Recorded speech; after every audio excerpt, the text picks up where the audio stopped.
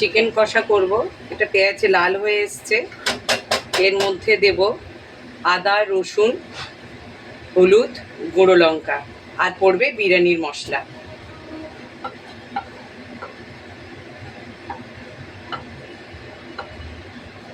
এই কটা মশলা দিয়েই আমি চিকেন কষা করব,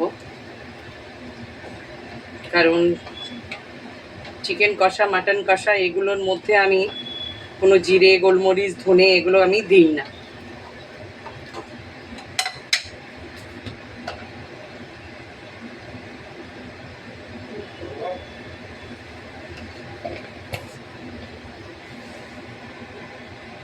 মশলাটা আমার একদম কষে এসছে।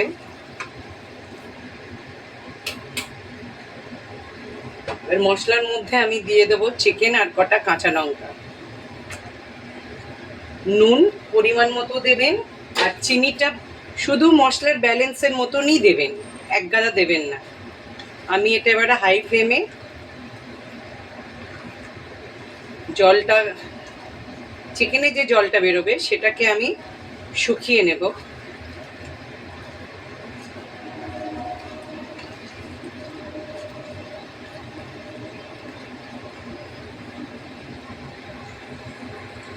হাই ফ্লেমে চিকেনের জলটা আমি শুকিয়ে নিয়েছি।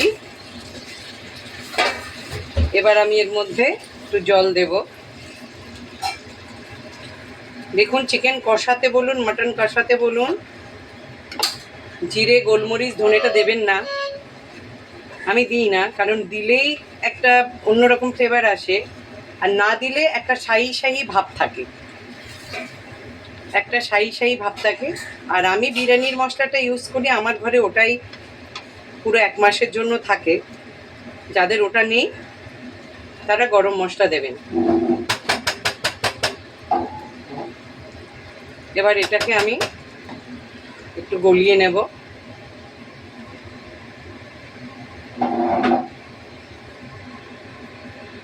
এবারে পুরো জলটা একটু শুকিয়ে এসছে। এবারে পুরোটাই আমি স্লোতে করে দিয়েছি।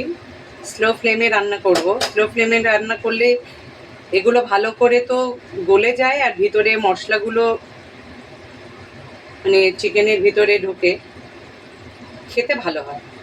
এটা আমি মিনিট 10 মতন এই স্লোতে রাখবো। তারপরে একটু বিরিয়ানির মশলা দিয়ে নামিয়ে নেব।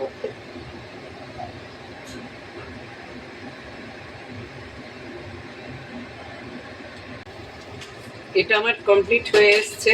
এর মধ্যে আমি বিরিয়ানির মশলাটা দিয়ে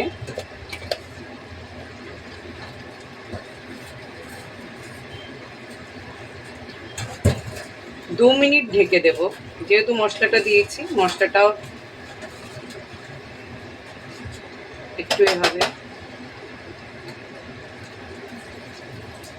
দেখুন, অল্প মশলাতেও কিন্তু রান্না হয়, সেটা আমি দেখানোর চেষ্টা করছি।